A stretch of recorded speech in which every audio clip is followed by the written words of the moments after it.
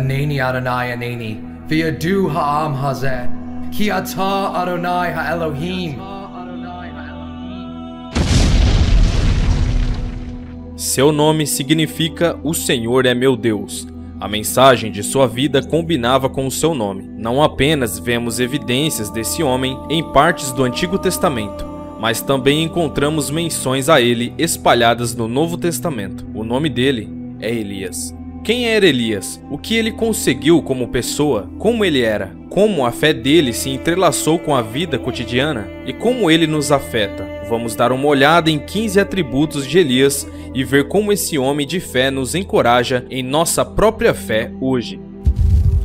1. Elias era um profeta.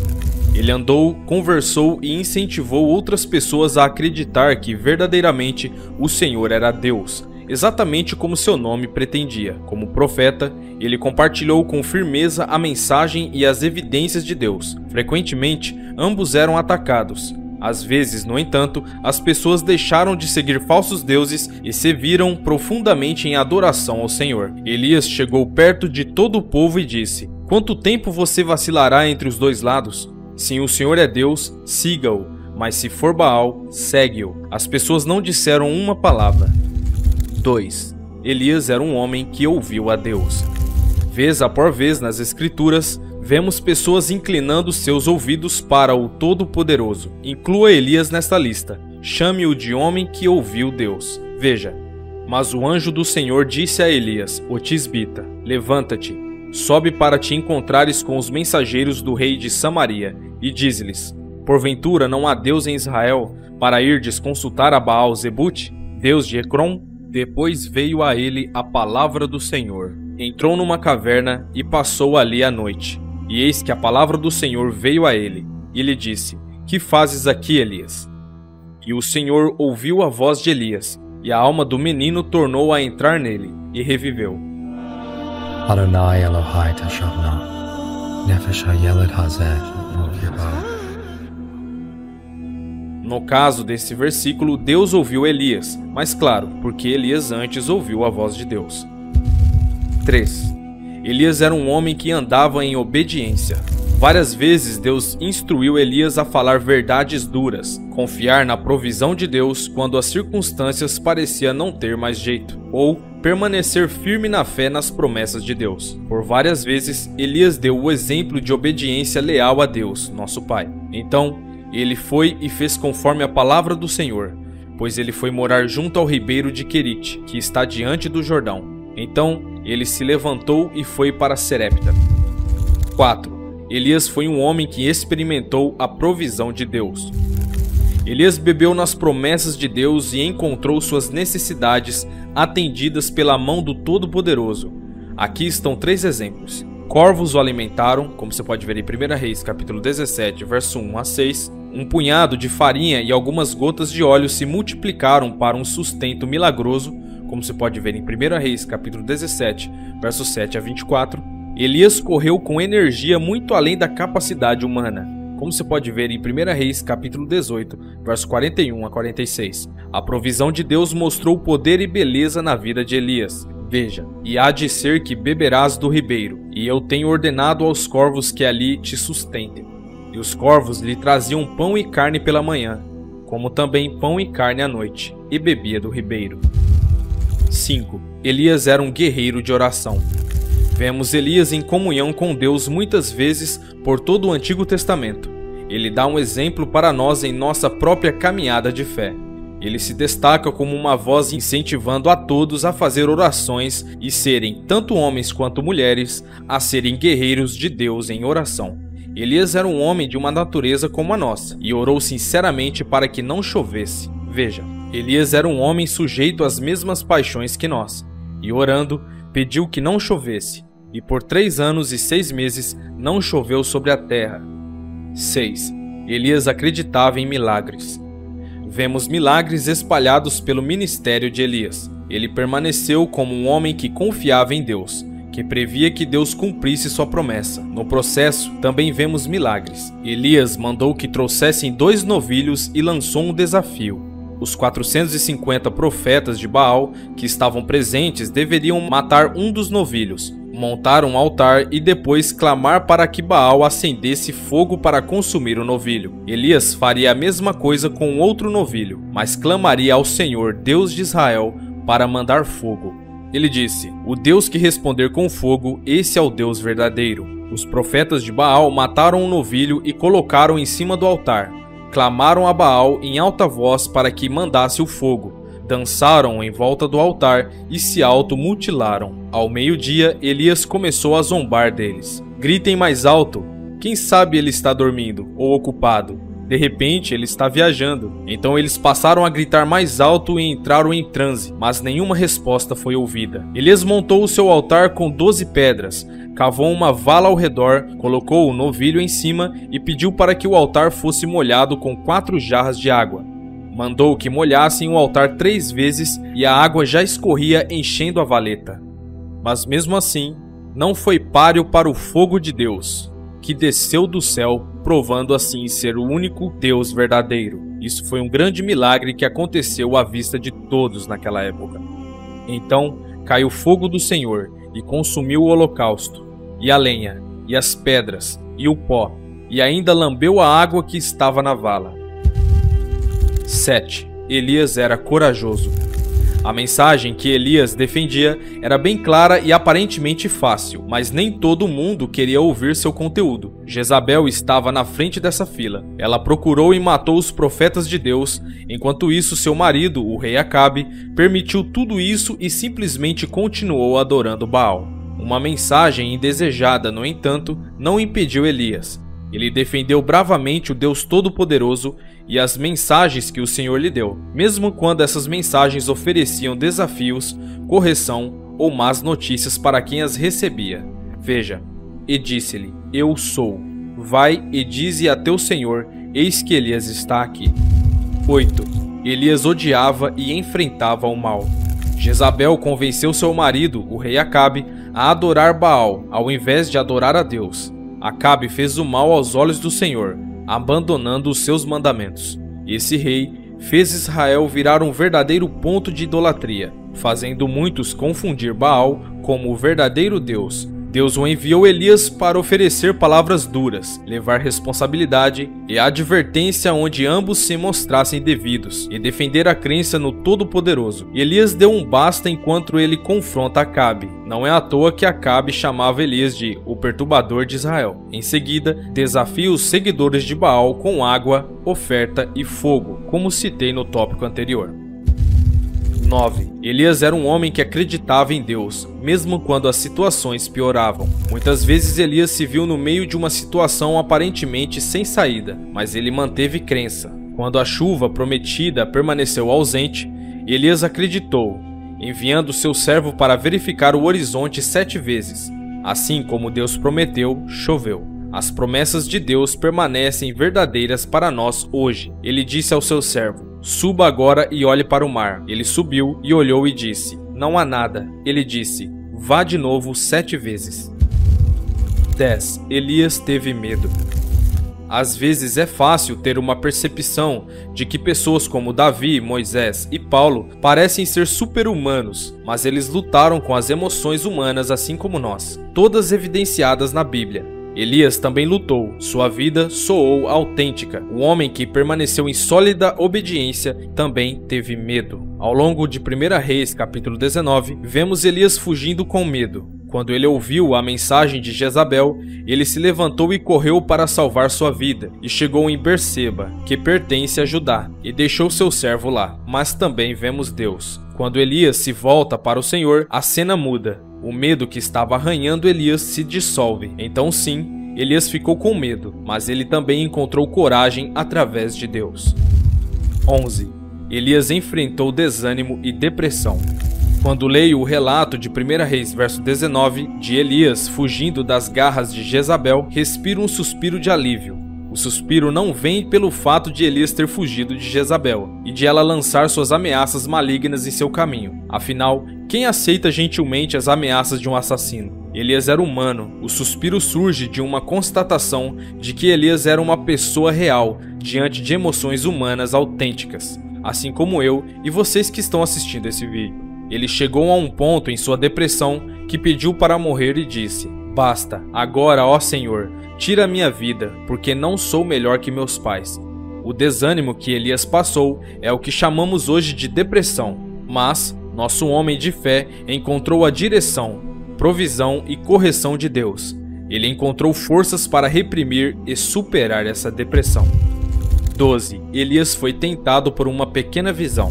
Quão fácil é ver a vida através das lentes da visão humana. Muitas vezes vemos as situações como elas parecem, não como podem ser, ou simplesmente fazemos suposições com base nas circunstâncias. Elias não se mostrou diferente, mas convenhamos, se Elias, que era Elias, se enganou, imagina nós hoje, com tantas falsas profecias em nosso redor. Elias, pela emoção, garantiu que ele era o único seguidor de Deus que restara, que todo mundo havia caído na adoração ao falso deus Baal. Isso se mostrou longe da verdade. Como você pode ver em 1 Reis, capítulo 19, verso 18, vemos menção de 7.000 israelitas que se recusaram a dobrar os joelhos para Baal. Elias não estava sozinho como ele supunha.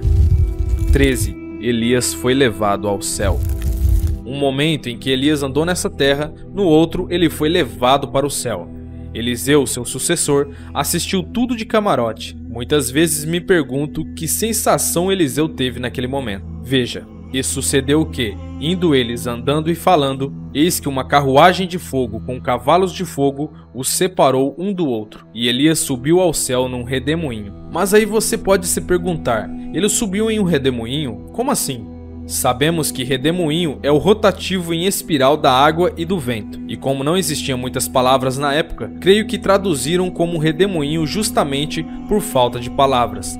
Mas na minha opinião, é que nesse momento abriu uma espécie de portal celestial, e essa carruagem de fogo com cavalos de fogo levou Elias por esse portal até o céu. Acredito que pode ter sido um portal, porque na Bíblia está escrito 19 vezes a palavra portais, e em certos textos ela deixa bem claro a existência de portais no lado espiritual. Veja um exemplo: levantai, ó portas, os vossos frontões, abram-se, ó antigos portais, para que entre o Rei da Glória. 14. Elias deixou um legado.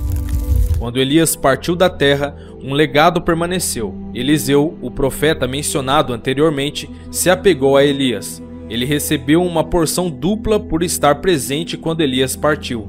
Eliseu passou a defender a mensagem de seguir a Deus Todo-Poderoso e nenhum outro. O legado de Elias continuou. Quando os filhos dos profetas que estavam em Jericó contra ele o viram, disseram: "O espírito de Elias repousa sobre Eliseu." Eles vieram encontrá-lo e se curvaram no chão diante dele. 15. Elias apareceu com Jesus. Imagina a vista: Elias de pé ao lado de Moisés e os dois conversando com Jesus. Imagina o quão glorioso foi a visão de Pedro, Tiago e João ao testemunhar essa maravilha espiritual.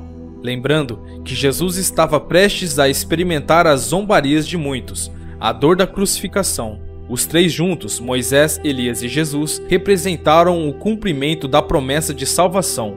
Moisés simbolizou a lei, Elias representou os profetas, e aconteceu a restauração de todas as coisas, e sabemos que Jesus cumpriu a promessa da salvação perfeitamente. Sendo assim, a lei e os profetas testificaram o Filho de Deus na terra, Jesus, nosso Senhor e Salvador.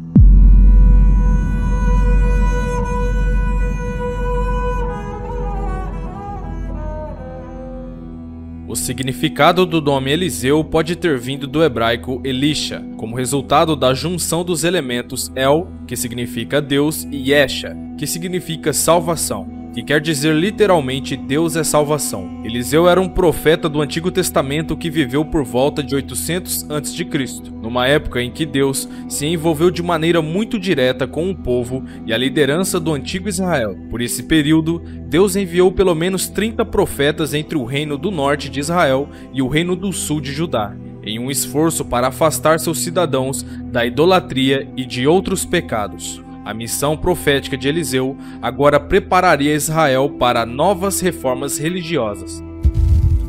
O jovem Eliseu. Deus, que vê em segredo, sempre conhece todos os seus. E ele já havia declarado a Elias que havia 7.000 pessoas em Israel que não haviam homenageado Baal durante um período muito iníquo. Quando Elias estava chegando ao fim de seu ministério, Deus o instruiu a ungir um jovem chamado Eliseu para substituí-lo. Eliseu, filho de Zafate, era de Abel-Meholá, no Vale do Jordão. Depois de alguns anos de treinamento, Eliseu se tornaria o porta-voz de Deus no Reino do Norte, e seu ministério seria preenchido com sinais e milagres, proclamações e advertências. Ele se tornaria conhecido como o profeta da paz e da cura. Começando como discípulo.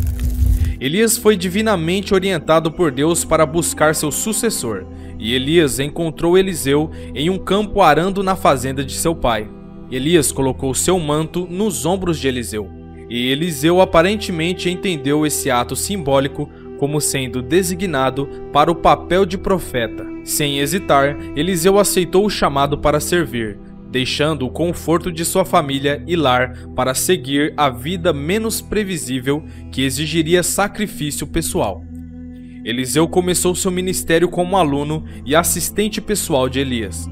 O jovem primeiro se mostraria fiel em pequenas coisas, como o humilde dever de derramar água nas mãos de Elias. O treinamento de Eliseu sob Elias gradualmente o prepararia para um trabalho que ele um dia faria sozinho. A Bíblia menciona Elias e Eliseu que visitam centros de ensino religioso em Israel, frequentados por grupos de homens chamados Filhos dos Profetas.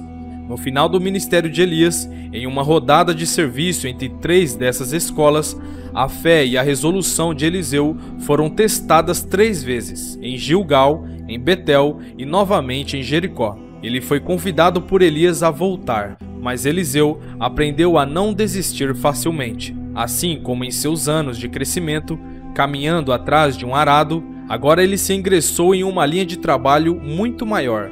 Ele não se sentiria desencorajado ou distraído de sua tarefa.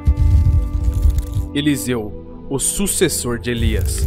No dia em que o profeta Elias entendeu que o seu ministério estava chegando ao fim e que Eliseu tomaria seu lugar, Elias disse a Eliseu: "Peça, o que posso fazer por você antes de ser tirado de você?" Eliseu disse: "Por favor, que uma porção dobrada de seu espírito esteja sobre mim."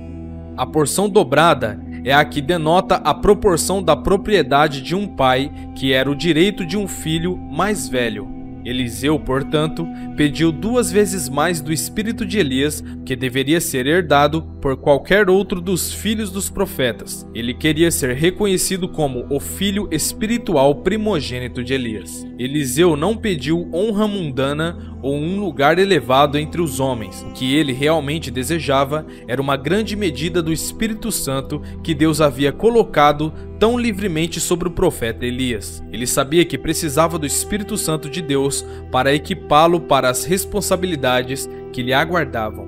Elias então respondeu: "Você pediu uma coisa difícil. No entanto, se você me ver quando eu for tirado de você, assim será para você, mas se não, não será assim." As palavras hebraicas nesse versículo significam que se Eliseu estivesse o privilégio de ver a maneira milagrosa de Deus arrebatar Elias, então seria um sinal de que seu pedido seria atendido. Então, enquanto continuavam conversando, de repente uma carruagem de fogo apareceu com cavalos de fogo e separou os dois, e Elias subiu em um redemoinho ao céu.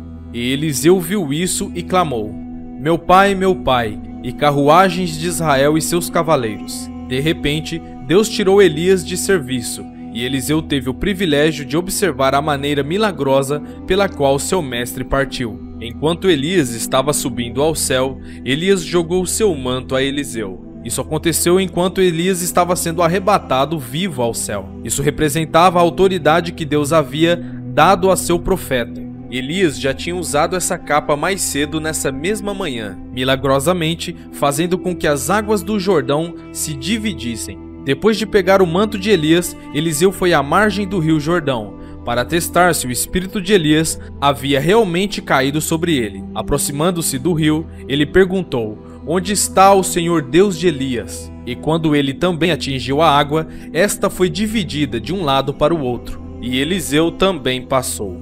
Os filhos dos profetas também reconheceram que o espírito de Elias agora repousava sobre Eliseu, e eles se curvaram diante dele em respeito. Eliseu então começou sua carreira profética, que provavelmente durou cerca de 50 anos, ao longo dos reinados de 4 reis de Israel: Jeorão, Jeú, Jeocás e Joás. O ministério de Eliseu se difere do ministério de Elias. O ministério do profeta Eliseu era diferente do de Elias. Em alguns aspectos, Elias foi contratado para entregar mensagens destemidas de condenação e julgamento ao rei e ao povo, advertindo-os a abandonar o pecado.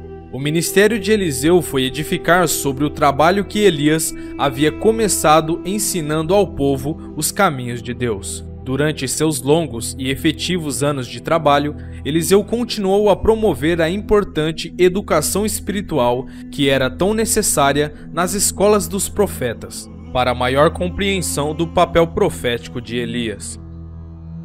O ministério de milagres de Eliseu. O ministério profético de Eliseu incluía obras de cura e restauração. O registro bíblico também mostra Eliseu trazendo alegria às pessoas através de milagres de Deus. Seu espírito gentil permitiu-lhe ter uma influência positiva na vida de muitos em Israel, e é revelado em várias ilustrações. O ministério de Elias começou fechando os céus por 3 anos e meio, enquanto o ministério de Eliseu começou curando uma fonte de água perto de Jericó. Esta fonte possuía certas qualidades tóxicas, e uma pessoa queixou-se a Eliseu que era impróprio para beber e destruía a folhagem ao seu redor. Eliseu pediu para trazer um pouco de sal em uma tigela nova. Eliseu jogou o sal na fonte jorrando e o veneno da poça de água foi subitamente curado. O uso do sal foi simbólico, pois foi Deus quem realizou o milagre. Deus declarou por meio do profeta: "Assim diz o Senhor, eu curei esta água, dela não haverá mais morte ou estéril." O segundo milagre registrado por Eliseu concedeu a uma família de fé empobrecida uma bênção financeira. Um estudante de um dos centros de treinamento religioso morreu e sua mãe tornou-se viúva. Ela era muito pobre e possuía apenas um item de valor comercializável: um pote de azeite. Ela tinha 2 filhos para cuidar e pediu a Eliseu que a ajudasse, pois temia que seus filhos fossem levados para pagar uma dívida. Eliseu a instruiu a ir a todos os vizinhos e pedir emprestado o maior número possível de jarros vazios. Um milagre aconteceria que lhe permitiria encher todos os frascos vazios até o topo, derramando seu único pote de azeite. O único frasco de óleo foi multiplicado milagrosamente, e ela conseguiu vender o suficiente do valioso óleo para pagar sua dívida e viver do restante. 2 milagres adicionais foram feitos para um casal que morava na cidade de Sunem. O profeta Eliseu costumava ficar na casa desse casal sem filhos, pois seu ministério o levava de cidade em cidade. Como um gesto de agradecimento pela hospitalidade, ele profetizou que eles teriam um filho que lhes traria grande alegria. Mais tarde, o menino sofreu uma doença enquanto estava no campo, e sua mãe foi procurar diligentemente até encontrar Eliseu. O profeta voltou à casa dela para ver o que poderia ser feito. O garoto havia morrido, mas Eliseu orou a Deus e ressuscitou o garoto dentre os mortos. Eliseu também curou a lepra de um homem chamado Naamã, pedindo para ele mergulhar 7 vezes em um rio muito sujo. Eliseu também realizou milagres como multiplicar pães, assim como nosso Senhor Jesus. Como também teve o episódio em que 42 meninos estavam caçoando dele de ele ser careca e zombavam muito dele. Eliseu os amaldiçoou e 2 ursas saíram do meio do mato e devoraram todos aqueles 42 meninos que estavam zombando de sua careca. Dentre esses milagres, teve o episódio em que Eliseu fez um machado de ferro flutuar do fundo de um rio para a sua mão. Os milagres que Eliseu fez pelo poder de Deus foram muitos. Não mencionarei todos aqui, porque senão o vídeo ficaria muito grande. A morte de Eliseu e o milagre em seu túmulo. Eliseu estava sofrendo da doença da qual morreria. Então, Jeoás, rei de Israel, foi visitá-lo e, curvando sobre ele, chorou, gritando: meu pai, tu és como os carros e os cavaleiros de Israel." E Eliseu lhes disse: trago um arco e algumas flechas. E ele assim fez. Pegue o arco em suas mãos, disse ao rei de Israel. Quando pegou, Eliseu pôs suas mãos sobre as mãos do rei. Ele disse: abra a janela que dá para o oeste e atire. O rei o fez. E Eliseu declarou: esta é a flecha da vitória do Senhor, a flecha da vitória sobre a Assíria. Você destruirá totalmente os arameus em Afec. Em seguida, Eliseu mandou o rei pegar as flechas e golpear o chão. Ele golpeou o chão 3 vezes e parou. O homem de Deus ficou irado com ele e disse: você deveria ter golpeado o chão 5 ou 6 vezes. Assim, iria derrotar a Assíria e a destruiria completamente. Mas agora, você vencerá somente 3 vezes. Então Eliseu morreu e foi sepultado. Ora, tropas moabitas costumavam entrar no país a cada primavera. Certa vez, enquanto alguns israelitas sepultavam um homem, viram de repente uma dessas tropas. Então jogaram o corpo do homem no túmulo de Eliseu e fugiram. Assim que o cadáver encostou nos ossos de Eliseu, o homem voltou à vida e se levantou. A unção de Eliseu era tão grande que até mesmo depois da morte, seus ossos ressuscitavam os mortos. Amados, o vídeo vai ficando por aqui. Comenta aí embaixo o que você achou da história de Eliseu.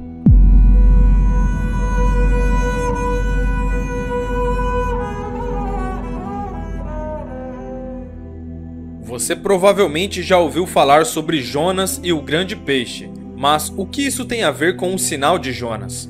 Quem foi Jonas na Bíblia? Jonas é identificado como o profeta servo de Deus durante o reinado do rei Jeroboão II de Israel, entre 792 e 753 a.C. O nome Jonas significa pomba. Sua comissão, conforme registrada no livro de Jonas, o 5º dos profetas menores, era transmitir uma mensagem de Deus à capital da Assíria, Nínive. O livro de Jonas não dá nenhuma indicação de uma atividade profética na terra de Israel. Simplesmente começa com uma instrução de Deus para ir a Nínive e profetizar aos seus habitantes.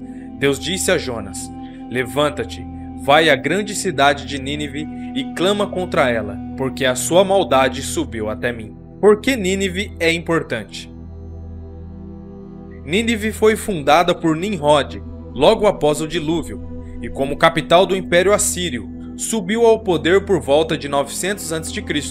Jonas provavelmente viu a nação da Assíria como uma ameaça ao seu próprio povo, temendo o que eles acabariam por fazer. Esse medo teria sido bem fundado. Os assírios eram extremamente brutais e cruéis, até mesmo esfolando seus cativos vivos. O profeta Naum os descreve como leões, despedaçando e se alimentando das nações. Por volta de 740 a.C., apenas algumas décadas depois de Jonas ter dado sua advertência a Nínive, Deus usou a Assíria para iniciar o processo de punir Israel por seus pecados. Por volta de 721 a.C., o exército assírio destruiu o reino do norte de Israel. Jonas desobedece a Deus e foge. Em vez de ir ao nordeste em direção a Nínive, Jonas embarcou em um navio e rumou para o oeste, em Tarsis, uma cidade provavelmente localizada na atual Espanha, mas Jonas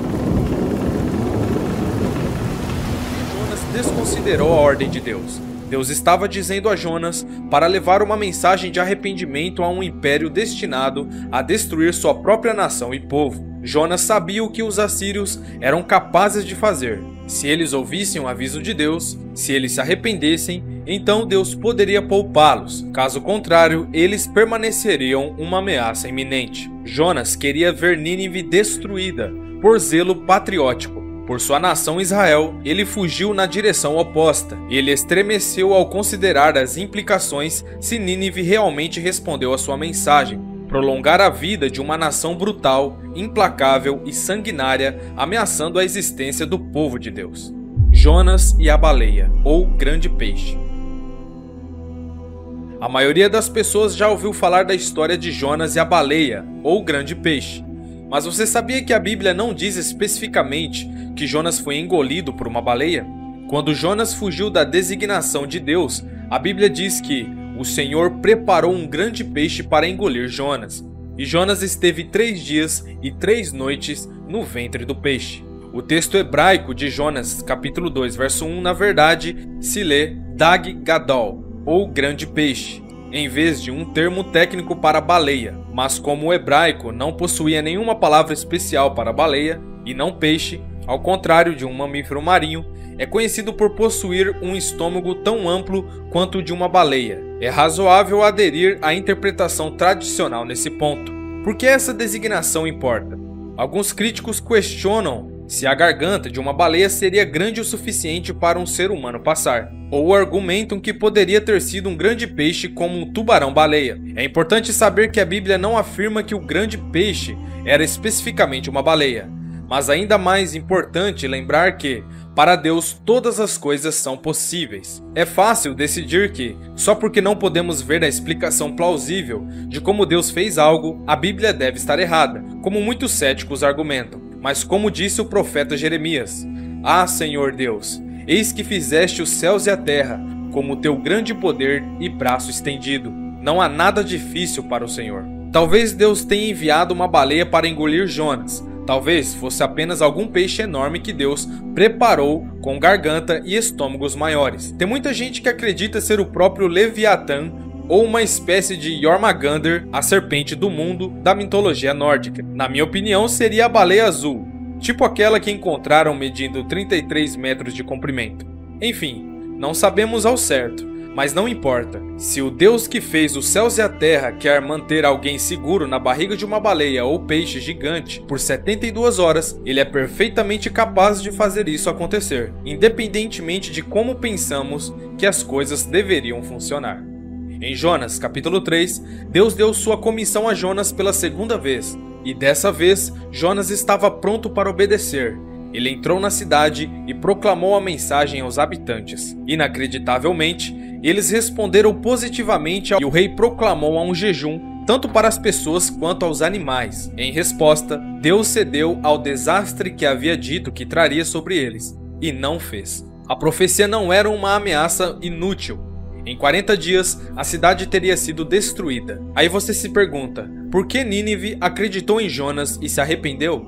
A Bíblia não nos diz, mas é possível que as pessoas da cidade tenham testemunhado o peixe vomitando Jonas em terra seca. Imagina a cena, você está ali na praia, de repente vem uma baleia e vomita um homem em terra seca. É de se admirar, não é mesmo? Tal incidente certamente chamaria a atenção deles e pode explicar sua disposição de ouvir a mensagem de aviso de Jonas. Em Jonas, capítulo 4, a mudança de atitude por parte do povo de Nínive desagradou a Jonas. O tempo todo ele temeu que Nínive acatasse o aviso e se arrependesse. Deus, que cede de fazer o mal, então pouparia a cidade, e essa poderosa ameaça ao povo de Israel sobreviveria. Jonas sentou-se fora da cidade, esperando para ver se Deus mudaria de ideia e destruiria a cidade de qualquer maneira. Para ajudar a ensinar uma lição de compaixão a Jonas, Deus preparou uma planta para lhe dar sombra contra o calor enquanto ele esperava. Em algumas traduções diz que é uma aboboreira. Mas enfim, quando Deus destruiu a planta no dia seguinte, Jonas mostrou-se ressentimento e raiva. Mas Deus usou essa raiva como um momento de aprendizado. Veja, teve pena da planta pela qual não labutou, nem a fez crescer, nem nasceu de noite e morreu de noite. E não devo ter pena de Nínive, aquela grande cidade, na qual há mais de 120 mil pessoas que não conseguem discernir entre a mão direita e a mão esquerda, e muitos animais. Jonas estava perdendo o ponto. Deus teve compaixão por todas as nações, não apenas por Israel. Ele não quer que ninguém pereça, mas que todos cheguem ao arrependimento. Quando Jesus Cristo andou na terra, ele veio para morrer pelos pecados de toda a humanidade, não apenas por alguns escolhidos. O que aconteceu com Nínive? O povo da cidade de Nínive se arrependeu e mudou seus hábitos, mas a mudança não foi permanente. Deus poupou a cidade da destruição, mas com o tempo, o povo assírio voltou a ignorar as leis de Deus. Deus usou a nação da Assíria como vara da sua ira, para levar a maior parte da nação de Israel ao cativeiro, como punição pelos próprios pecados de Israel. No entanto, quando os assírios falharam em recolher o papel de Deus em suas vitórias, Deus puniu, veja, o fruto do coração arrogante do rei da Assíria e a glória de sua aparência altiva. A cidade de Nínive acabou caindo nas mãos dos exércitos invasores dos babilônios e os medos, por volta de 607 a.C. Lições do livro de Jonas. Aqui estão algumas lições do livro de Jonas. Primeiro, o livro exemplifica o poder miraculoso e a supremacia de Deus sobre toda a criação. O incrível poder de Deus foi ilustrado por estes milagres. Os marinheiros sortearam e por um milagre o sorteio identificou Jonas, os ventos fortes e o mar turbulento que Deus enviou. Então, milagrosamente se acalmaram. O grande peixe foi preparado para engolir Jonas. Jonas estava vivo depois de 3 dias e 3 noites dentro do peixe. O peixe foi guiado. Sim, Deus guiou o peixe para um lugar onde Jonas foi cuspido em terra seca. O povo de Nínive, surpreendentemente, acredita na palavra do profeta. Uma planta de crescimento rápido milagrosamente foi preparada como sombra para Jonas. Um tipo de verme foi preparado para secar a planta. Esses eventos são manifestações do grande poder do Criador de todo o universo. Segundo, os servos de Deus devem obedecê-lo mesmo quando as circunstâncias são contrárias às suas expectativas e esperanças. Terceiro, apesar das fraquezas humanas naqueles que Deus seleciona, ele ainda é capaz de usá-los em seu serviço. A narrativa apresenta um contraste notável entre a misericórdia e o perdão de Deus e as falhas de seu servo. A Bíblia menciona imperfeições em outras pessoas renomadas, como Noé, Abraão, Jacó, Davi, o apóstolo Pedro e assim por diante. Quarta, a disposição de Deus de perdoar mediante o arrependimento sincero é impressionante e um encorajamento para aqueles que procuram agradar o seu Criador, mas às vezes sucumbem às fraquezas humanas. Após o arrependimento genuíno, Deus está disposto a perdoar e continuará a trabalhar conosco. Quinto, o plano de salvação de Deus se estende a todas as pessoas na terra, como afirma o apóstolo Paulo, que diz: Deus deseja que todos os homens sejam salvos e cheguem ao conhecimento da verdade. O jovem evangelista Timóteo foi advertido pelo apóstolo Paulo, veja, e que desde a infância conheces as sagradas escrituras, que podem tornar-te sábio para a salvação pela fé em Cristo Jesus. Hoje também somos abençoados por ter as sagradas escrituras, incluindo o livro de Jonas, que Deus preservou fielmente para nossa instrução e aprendizado. À medida que estudamos e colocamos em prática os ensinamentos da Palavra de Deus, nós também seremos colocados no caminho da salvação.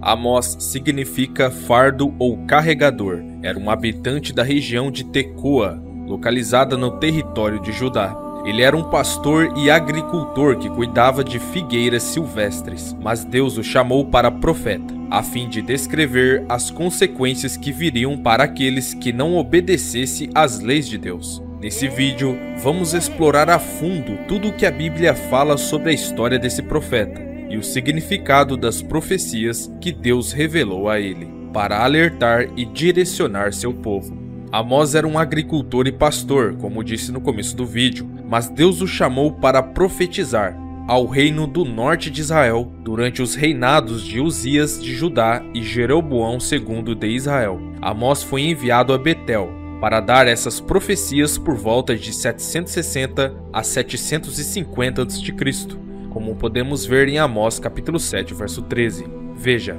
mas em Betel, daqui por diante, não profetizes mais, porque é o santuário do rei e casa real. Nesta época, Israel vivia com grande prosperidade e riqueza, mas diante de tudo isso, tornando-se orgulhosos, imorais espiritualmente, ímpios, corruptos, oprimindo os pobres e transgredindo as leis do Senhor. Mas ao mesmo tempo em que Deus manda o seu profeta advertir Israel, também falava da justiça do Senhor contra os povos vizinhos que foram cruéis a Israel, e que não escaparia da atenção e da justiça de Deus. Ao todo, são 6 nações vizinhas que serão julgadas. Estas são Damasco, Gaza, Tiro, Edom, Amon e Moabe. Ao ler o livro de Amós, podemos notar que Deus está em tremendo desgosto com o povo que ele havia escolhido como seu. Veja, odeio, desprezo as vossas festas e as vossas assembleias solenes, não me exalarão bom cheiro. E ainda que me ofereçais holocaustos, ofertas de alimentos, não me agradarei delas. nem atentarei para as ofertas pacíficas de vossos animais gordos. Afasta-te de mim o atrépito dos teus cânticos, porque não ouvirei as melodias das violas. Corra, porém, o juízo como as águas, e a justiça como um ribeiro impetuoso. Ofereceste-me, vós, sacrifícios e oblações no deserto por 40 anos, ó casa de Israel.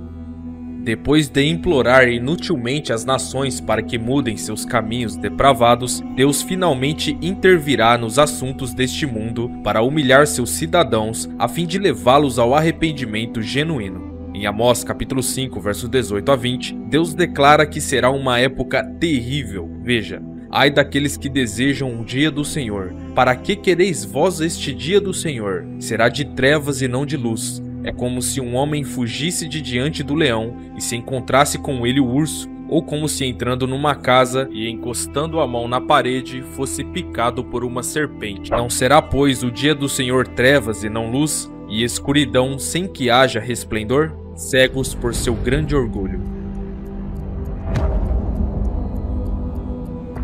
Israel estava falhando porque sua própria prosperidade havia cegado o povo para as demandas de justiça e adoração verdadeira exigidas por Deus. Tal fracasso terá o julgamento de Deus. Infelizmente, uma sociedade corrupta se torna moralmente cega e incapaz de ver um possível julgamento vindo de Deus. Amós foi enviado para denunciar a corrupção social e religiosa e alertar sobre o julgamento iminente de Deus, mas o povo não deu ouvidos, como fizeram com o profeta Oséias, que inclusive temos um vídeo aqui no canal falando de sua história. Dá uma passada lá depois. Continuando, as advertências declaradas por Oséias e Amós se tornaram realidade algumas décadas depois, quando Salmaneser e Sargão, reis da Assíria, invadiram e destruíram o reino do norte de Israel.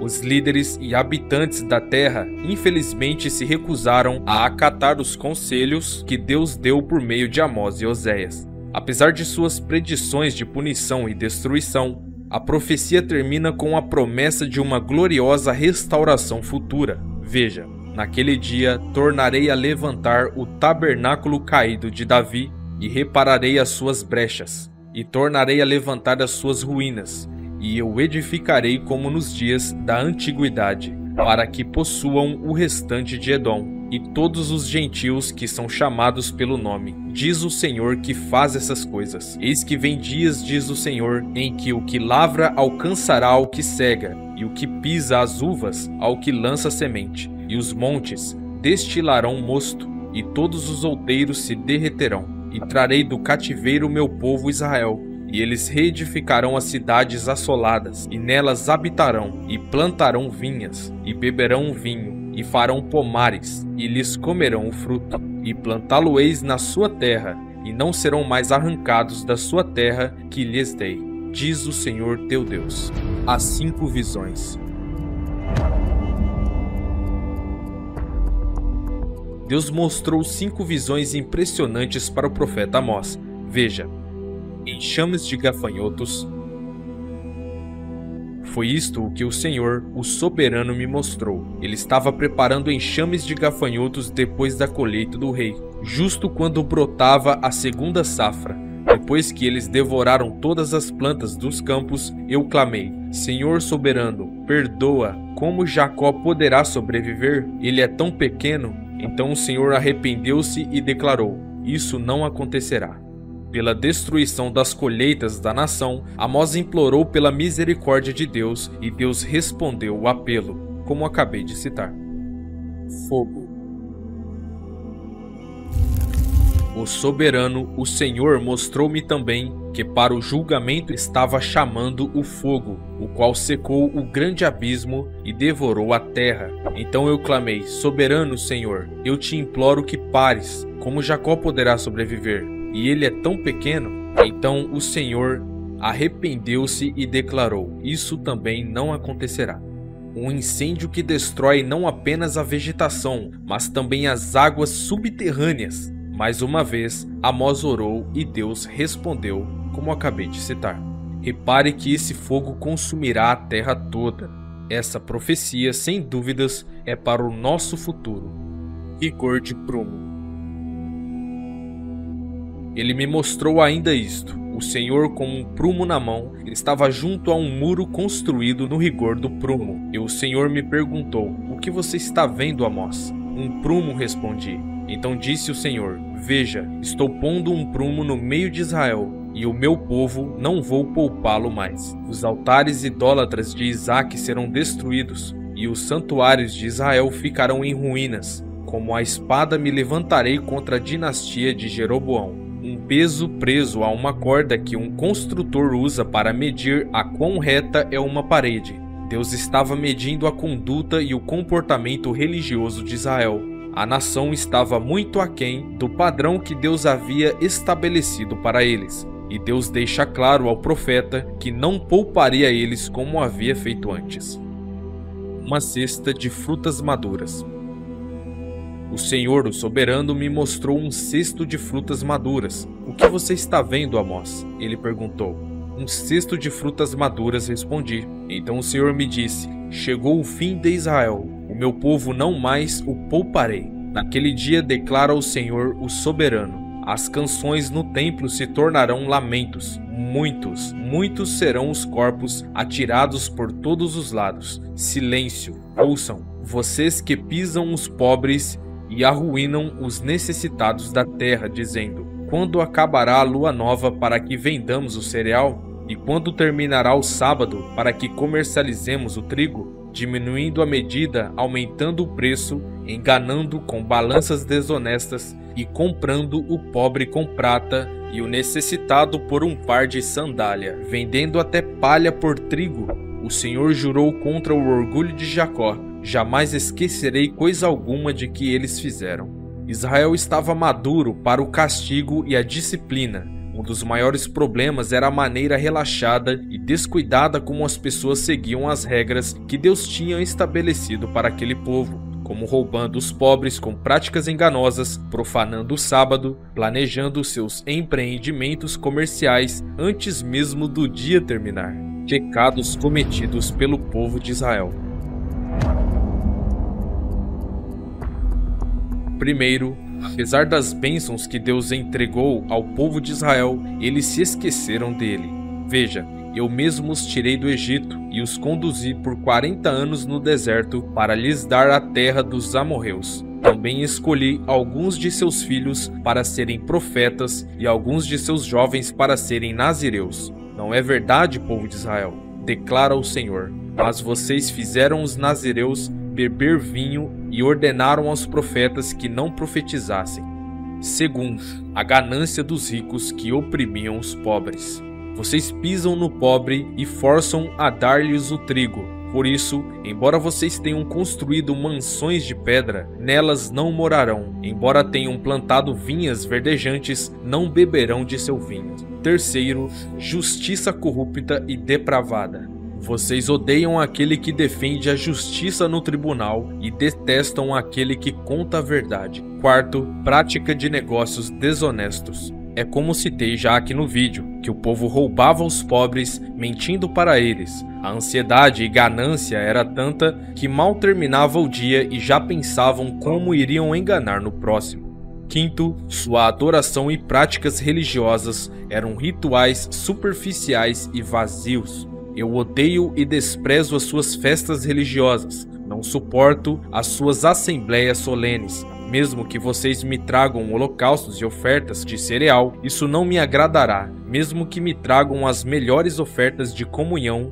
não darei a menor atenção a elas. Afastem-te de mim o som das tuas canções e a música de suas liras. Em vez disso, corra a retidão como um rio, a justiça como um ribeiro perene. Foi a mim que vocês trouxeram sacrifícios e ofertas durante os 40 anos no deserto, ó nação de Israel. Não, vocês carregaram seu rei Sicute e Cuim, imagens dos deuses astrais, que vocês fizeram para si mesmos. Por isso, eu os mandarei para o exílio, para além de Damasco, diz o Senhor, o Deus dos exércitos é o seu nome. Anos mais tarde, Cristo declararia: e em vão me adoraram, ensinando como doutrinas ou mandamentos de homens. Israel de joelhos.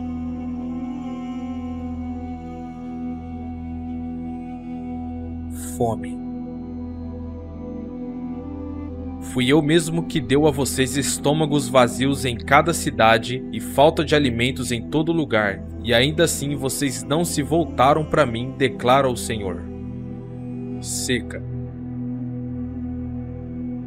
Também fui eu que retive a chuva quando ainda estava 3 meses para a colheita. Mandei chuva a uma cidade, mas não a outra. Uma plantação teve chuva, outra não teve e secou. Gente de 2 ou 3 cidades ia cambaleando de uma cidade para outra em busca de água, sem matar a sede. E ainda assim vocês não se voltaram para mim, declara o Senhor. Destruição das colheitas. Muitas vezes castiguei os seus jardins e as suas vinhas, castiguei-os com pragas e ferrugem. Gafanhotos devoraram as suas figueiras e suas oliveiras, e ainda assim vocês não se voltaram para mim, declara o Senhor. Epidemias e doenças. Enviei pragas contra vocês como fiz com o Egito. Derrota em batalha. Matei os seus jovens à espada, deixei-os que capturassem os seus cavalos, enchi os seus narizes com o mau cheiro dos mortos em seus acampamentos, e ainda assim vocês não se voltaram para mim, declara o Senhor. Devastação ardente das cidades. Destruí algumas de suas cidades, como destruí Sodoma e Gomorra, ficaram como um tição tirado do fogo, e ainda assim vocês não se voltaram para mim, declara o Senhor. Cativeiro em grande escala. A cidade que mandar 1000 para o exército ficará com 100, e ainda que mandar 100 ficará com 10. Estas 7 profecias ocorreram quando os assírios conquistaram Israel e destruíram Samaria e o templo por volta de 722 a.C., por 3 transgressões e por 4. Esta frase é usada para introduzir julgamentos contra as nações. O significado não é claro, mas esta frase pode se referir a uma nação que atingiu a cota de pecado, que está além do ponto de retorno. Eles pecaram repetidamente com impunidade e o castigo é certo. Promessa da restauração de Israel. No capítulo 9 de Amós, fica claro que depois que Israel aprender as suas lições, ela seria restaurada e abundantemente abençoada, tanto física quanto espiritualmente. Entre as muitas bênçãos estão: o tabernáculo de Davi será levantado. Naquele dia levantarei a tenda caída de Davi, consertarei o que estiver quebrado, e restaurarei as suas ruínas. Eu as erguerei para que seja como era no passado. Novas conquistas. Para que meu povo conquiste o remanescente de Edom, e todas as nações me pertençam, declara o Senhor, que realizará essas coisas. Colheitas em abundância. Dias virão, declara o Senhor, em que a ceifa continuará até o tempo de arar, e o pisar das uvas até o tempo de semear. Vinho novo gotejará dos montes e fluirá de todas as colinas. Trarei de volta a Israel e meu povo exilado. Eles reconstruirão as cidades em ruínas e nelas viverão. Plantarão vinhas e beberão do seu vinho. Cultivarão pomares e comerão do seu fruto. A paz prevalecerá. Plantarei Israel em sua própria terra, para nunca mais ser desraigado da terra que lhe dei, diz o Senhor, o seu Deus. Poderemos ver que, de fato, Deus começou a restauração de Israel durante o domínio dos Medo-Persas no ano 538 a.C., onde teve o primeiro retorno dos exilados através do decreto do rei da Pérsia. Veja, assim declara o Ciro, rei da Pérsia: o Senhor, o Deus dos céus, deu-me todos os reinos da terra e designou-me para construir-lhe um templo em Jerusalém, na terra de Judá. Quem dentre vocês pertencer ao povo, vá para Jerusalém, e que o Senhor, o seu Deus, esteja com ele. Como juiz justo, Deus diz: eu te punirei por todas as tuas iniquidades, porque o povo se recusou a concordar ou andar com Deus. Além disso, eles se recusam veementemente a conhecer Deus ou submeter-se aos seus ensinos e advertências. O povo obstinadamente recusou-se a atacar a correção de Deus. No entanto, Deus declara: busquem o bem, não o mal, para que tenham vida. O Senhor dos Exércitos estará com vocês, conforme vocês afirmam. Odeiem o mal, amem o bem. Estabeleçam a justiça nos tribunais. Talvez o Senhor, o Deus dos Exércitos, tenha misericórdia do remanescente de José. Infelizmente, a súplica de Deus por arrependimento caiu em ouvidos surdos.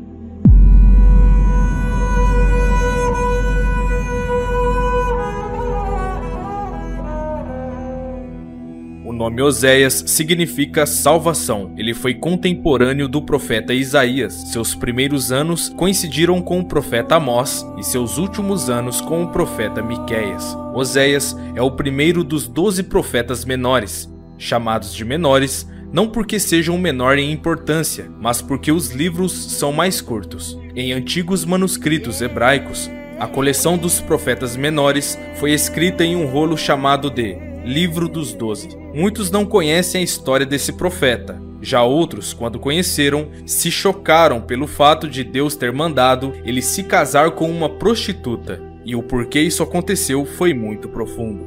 Época de Oséias.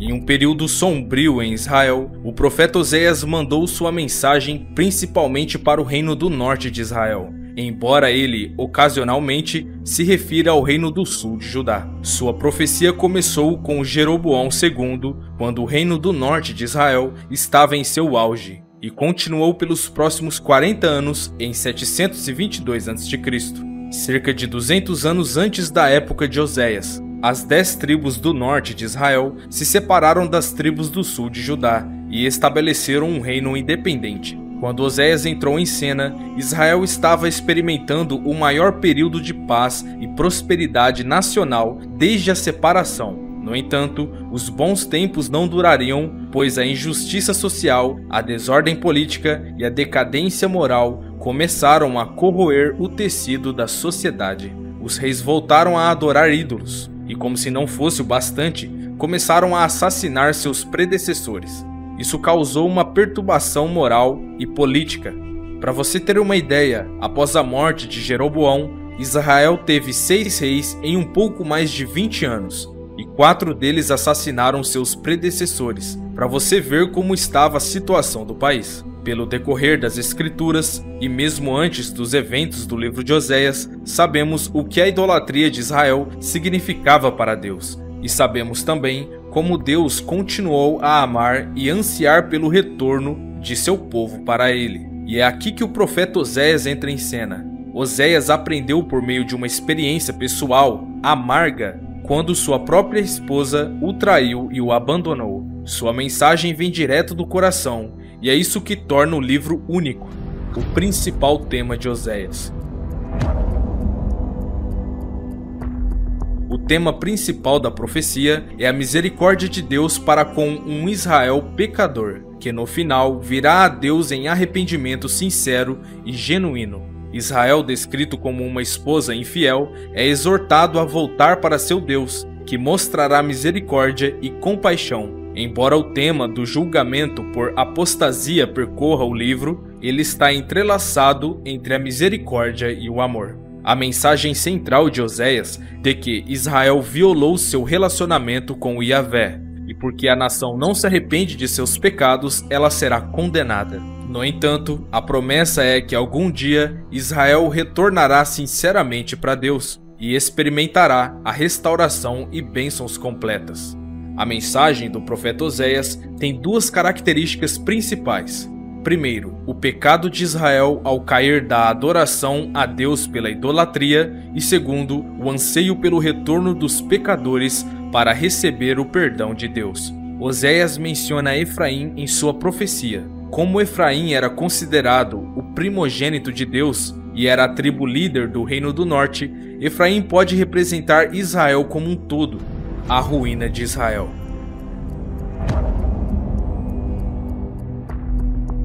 Riqueza e prosperidade revestiram o povo de Israel com uma falsa sensação de segurança. O afastamento de Deus para o declínio e decadência nacional foi agravado por, primeiro, atitudes espirituais complacentes, incluindo uma rejeição das leis de Deus. Segundo, busca do materialismo com forma de vida dominante. Terceiro, dependência de alianças internacionais, demonstrando falta de fé e confiança em Deus. Quarto, a corrupção moral dos sacerdotes, afastando o povo de Deus e de seus caminhos. Quinto, adoração de ídolos em Betel, no caso na época era um bezerro, e nos lugares altos. E sexto, recusa inflexível em ouvir e responder aos repetidos avisos de desgraça iminente. Uma combinação desses e de outros fatores levou Israel ao cativeiro e à escravidão cruel dos assírios. As metáforas de Oséias. Oséias emprega uma série de metáforas para descrever a relação entre Israel e Deus. A nação é uma esposa infiel, e ele usa mais metáforas como uma novilha teimosa, o orvalho evaporando, névoa e fumaça cada vez menores, um forno quente, um bolo queimando, uma pomba boba, um fazendeiro tolo, um vaso inútil, um burro perdido, uma árvore frutífera sem valor, uma videira ruim, um galho infeliz e uma criança desobediente. Certas metáforas também são usadas para descrever como Deus lida com seu povo. Em matéria de julgamento, ele é referido como uma traça que comerá a nação, um animal selvagem que devora, um caçador que captura pássaros selvagens, fazendeiro que une Israel como boi. No entanto, o Deus de misericórdia também é descrito como um marido que perdoa, um pai amoroso, um médico curador e orvalho fresco. Essas metáforas e comparações são projetadas para atingir o coração e a imaginação do povo de Deus. Algum choque ao expor a feitura e profundidade do pecado e arrependimento diretamente convincente. Outros confortam e encorajam os fiéis a confiar na bondade de Deus e perseverar durante o julgamento vindouro. É importante enfatizar que as imagens predominantes de Yahvé e seu povo apontam para a restauração. Devemos lembrar que a palavra final do livro não é de uma divindade zangada comprometida em destruir uma nação pecadora. Oséias se casa com Gomer. Deus deu uma instrução curiosa a Oséias. Veja, vai, toma para ti uma mulher da prostituição e filhos da prostituição, porque a terra cometeu grande prostituição, afastando-se do Senhor. Isso resultou em algumas discussões e controvérsias entre os estudiosos da Bíblia. Essa instrução ocorre no início do ministério profético de Oséias, e é importante para o entendimento geral de sua mensagem. O que o profeta experimentou serve como uma lição significativa de como Deus vê o adultério espiritual e a infidelidade de seu povo. Para entender de uma forma simples tudo isso é o seguinte: esse casamento tipifica Deus e seu povo, onde seu povo traiu a confiança de Deus, como uma mulher que trai seu marido. Esse casamento simbólico começou há muito tempo atrás, na época do Êxodo. Deus, através de Moisés, depois de conduzir os israelitas para fora do Egito, que tipifica o pecado e o mal, Deus se oferece para fazer uma aliança, um acordo com eles, no Monte Sinai. Deus exigiu que o povo de Israel cumprisse sua parte do acordo, obedecendo-lhe. Se o fizessem, Deus prometeu que seriam um tesouro especial para mim, acima de todas as pessoas, e vós sereis para mim um reino de sacerdotes e uma nação santa. O povo prontamente afirmou que manteria sua parte no acordo, mas já vimos que não deu certo. O acordo de casamento.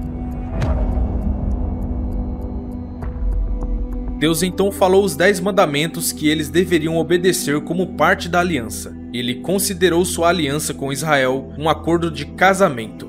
A prova disso está nesses versos. Veja, mais tarde, quando passei de novo por perto, olhei para você e vi que já tinha idade suficiente para amar. Então estendi a minha capa sobre você e cobri sua nudez. Fiz um juramento e estabeleci uma aliança com você, palavra do soberano Senhor, e você se tornou minha. Isso está claramente falando de sua esposa simbolicamente, quando passou a ter a aliança com seu povo, obviamente tipificando um casamento. e através da obediência às leis de Deus, esse casamento continuaria firme. Mas no versos 14 e 15 do mesmo capítulo de Ezequiel diz: sua fama se espalhou entre as nações por sua beleza, porque o esplendor que eu lhe dera tornou perfeita a sua beleza. Palavra do soberano Senhor.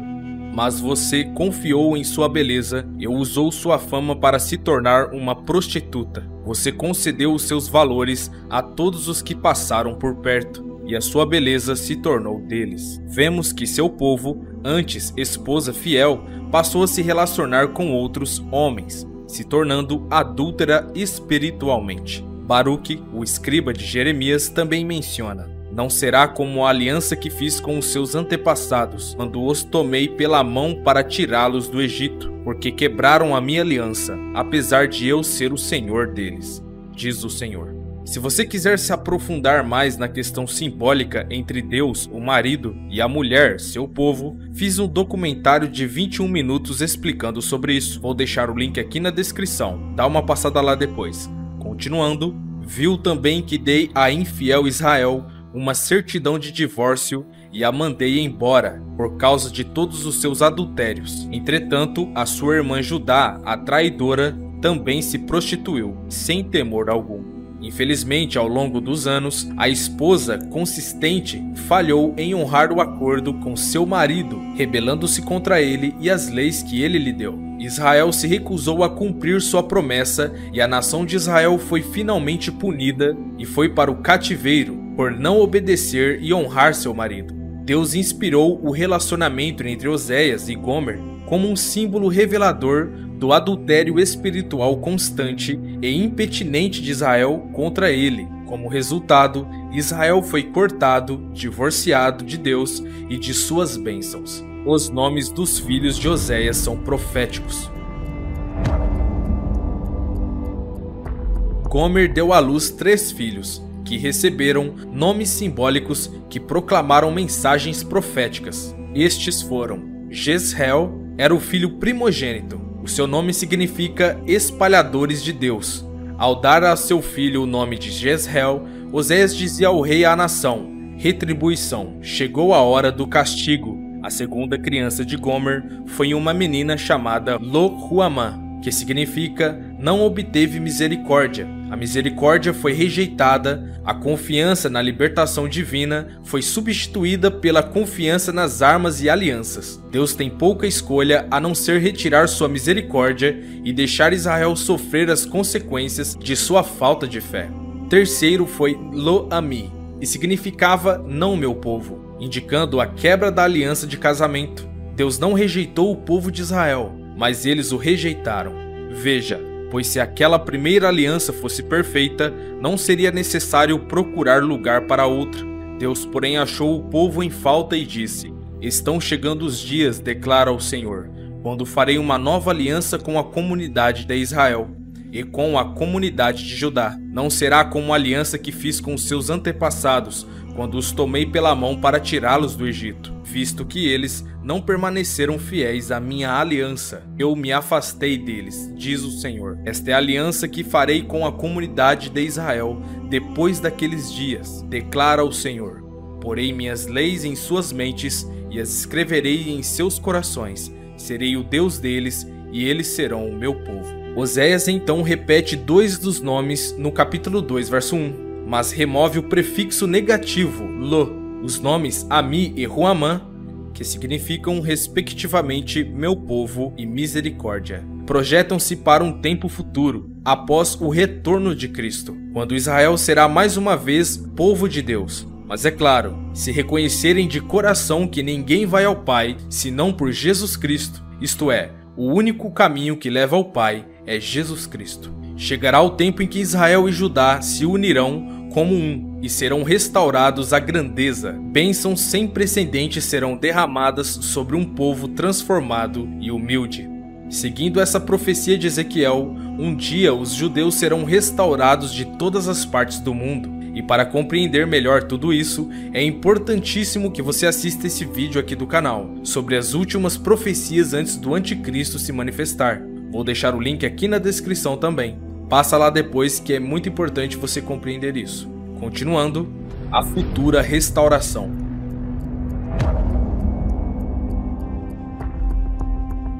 Como acontece com todos os profetas, Oséias aponta para um tempo futuro em que Deus promete restaurar Israel e todas as nações. A seguir estão as passagens que se referem a uma futura restauração após a confissão e arrependimento do povo. Veja, primeiro, Oséias 1, verso 10 diz: "No lugar onde lhes foi dito, vós não sois meu povo, se lhes dirá, vós sois filho do Deus vivo." Segundo, Oséias 2, verso 18: "Naquele dia farei um pacto por eles, para fazê-los deitarem em segurança." Terceiro, Oséias 3, verso 5: "Depois os filhos de Israel voltarão e buscarão ao Senhor seu Deus e a Davi seu rei. Eles temerão ao Senhor e a sua bondade nos últimos dias." E quarto, Oséias 14, verso 4, que diz: "Vou curar a sua apostasia, vou amá-los livremente, porque a minha ira se desviou dele." Isto significa que Oséias reconheceu um grande problema. As pessoas não conheciam a Deus e não perceberam seu desejo de abençoá-las. E assim, como resultado, eles sofreram de uma falta do verdadeiro conhecimento. Deus coloca a culpa nos sacerdotes que falharam em ensinar o certo. No entanto, no futuro, as mudanças serão implementadas. Observe o que Deus inspirou Jeremias a registrar: "Não ensinará mais todo homem a seu próximo, nem todo homem a seu irmão, dizendo, conhecei o Senhor, porque todos eles me conhecerão, desde o menor deles até o maior deles, diz o Senhor, pois perdoarei a sua iniquidade e seus pecados não me lembrarei mais." E esse foi o vídeo, amados. Se vocês gostaram desse vídeo, deixe seu gostei, se inscrevam no canal e não se esqueçam de ativar o sininho de notificações. Deus abençoe a todos, até o próximo vídeo.